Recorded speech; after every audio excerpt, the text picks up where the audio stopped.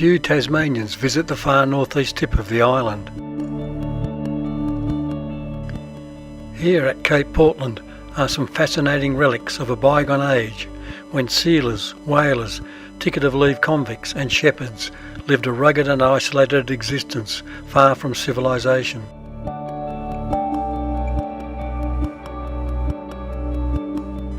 Once a region where primitive technology allowed the indigenous inhabitants to survive for thousands of years, now hosts the latest in technology, harnessing the incessant winds of the roaring 40s as they sweep across the Cape.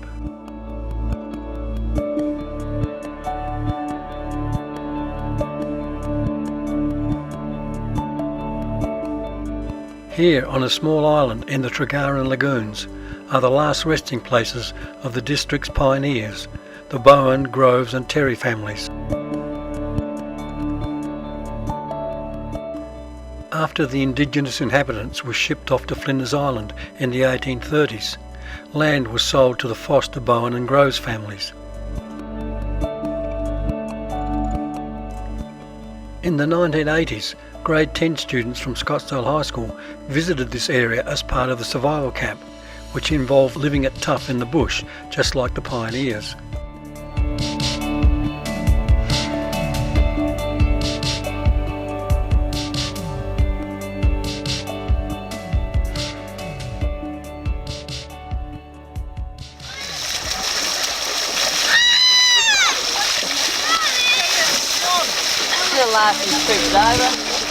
Students had to navigate with map and compass to the lonely cemetery on the island. Here, some of the students discovered the graves of their ancestors. Who was it? My great uncle. And what did he do? He started up Russia Lagoon. Right. Weep not, my parents dear, I am not dead but sleeping here. I was not yours but God's alone. He loved me best and took me home. George Grove Sr. was transported to Van Diemen's Land in 1850 for stealing sheep. In 1874, he went to work at Red Hills property as a shepherd for Nathaniel Allison. Members of the Groves family came to own or manage nearly 100,000 acres of land around the Cape.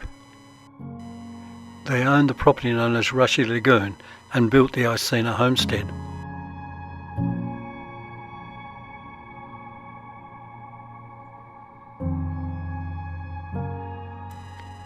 Samuel Bowen was born in Wales. He was a blacksmith by trade, but after being convicted of burglary was sent to Van Diemen's Land for life, arriving in 1823. When the Cape Portland property was sold to the wind farm project, the cemetery site was cleared up as the old wooden fence had fallen down. In the early 1900s, a Mr. Terry managed the property for the Fosters.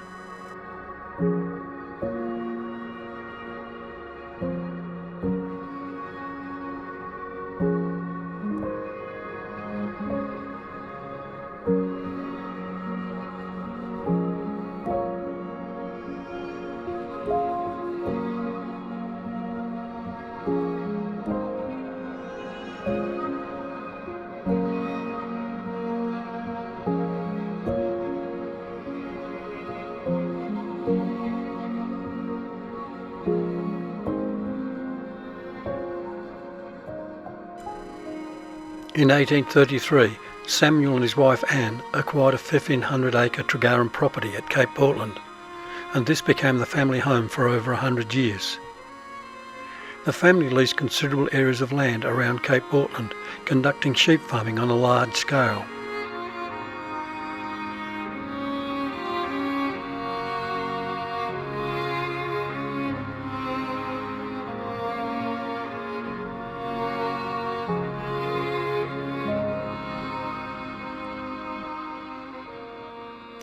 Wool was shipped from nearby Westboat Harbour to markets.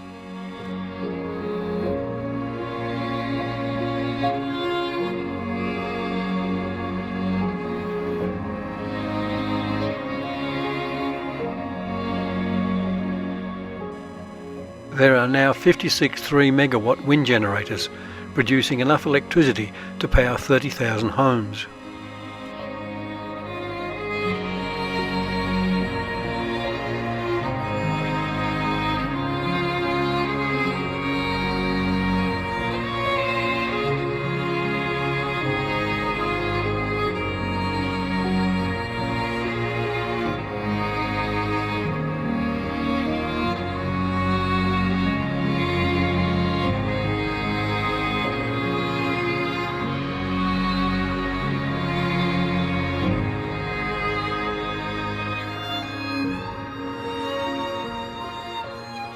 In the 1850s, cattle were shipped to and from the foster property at Cape Portland to Victoria. Little is known about the stone buildings out on the Cape, probably built by ticket of leave convicts for the Foster family.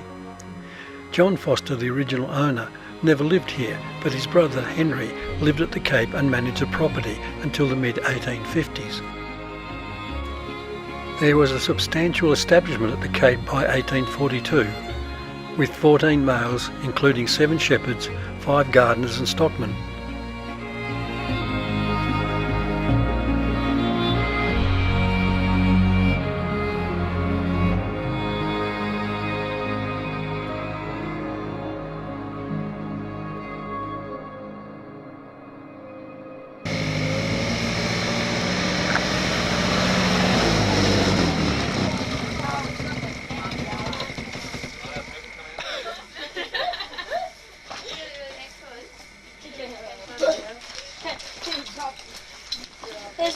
And here we are standing where we shouldn't be because the sign says no, don't go inside, it's dangerous.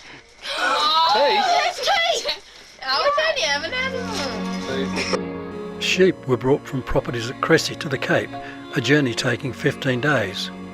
Over 3,500 sheep were on the property in 1870, although many of these died of liver fluke.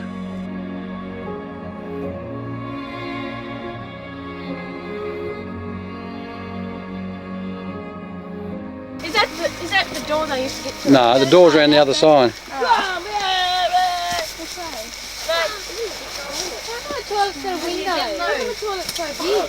Because it was a 3-seater.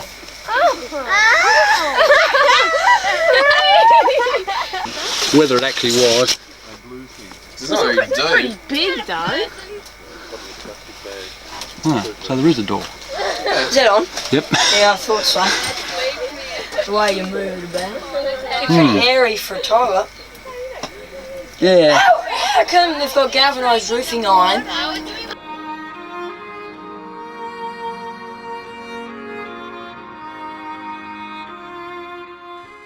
The view from Vinegar Hill on the Cape gives panoramic views over Bank Strait to the Furneaux Islands, including Cape Barren and Flinders Island.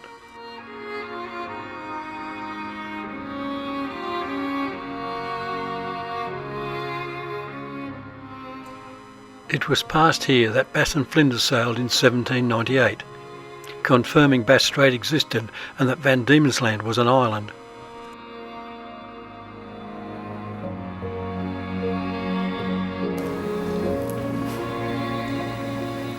In 1815, James Kelly, who circumnavigated Van Diemen's Land in a whaleboat, landed near Cape Portland and conversed with a large clan of Tasmanian Aborigines. He persuaded some of the women to catch seals for him on nearby rocks. In 1831, George Augustus Robinson was in the Cape Portland area with the aid of Marlon Agena, chief of the Cape Portland tribe, was trying to round up some of the last Aborigines in the area to take them to Flinders Island. Sealers and bay whalers had established themselves at Cape Portland and nearby Furneaux Islands in the early 1800s. A tripod was discovered here by a fisherman and taken to the Low Head Pilot Station. And this is in fact one of the preferred weigh depth counting areas in Australia. There are certain areas set aside to be counted regularly for the next 10 years, and this is one of them, so it's obviously a very significant place.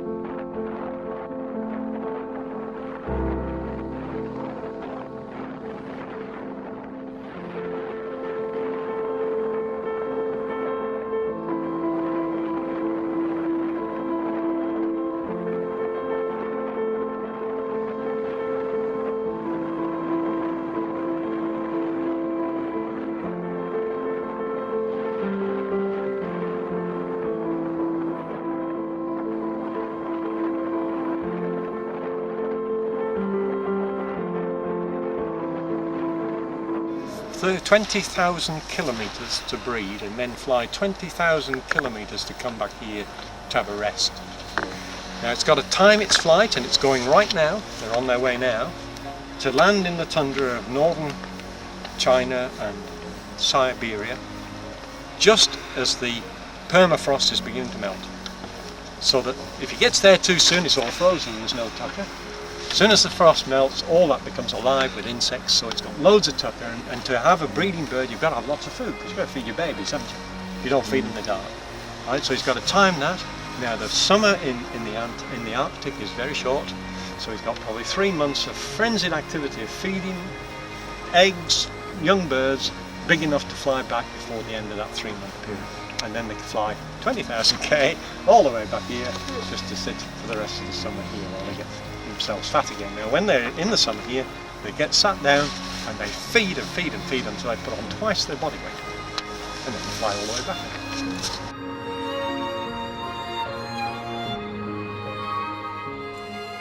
So as we leave the Cape, reflect on the significance of this largely unknown area, once the homeland of Manalagana and a large northeast clan of Tasmanian Aborigines.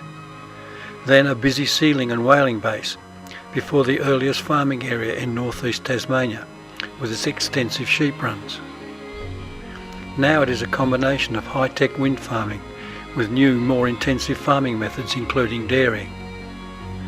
What might the future hold for such a fascinating location on Tasmania's far northeast corner?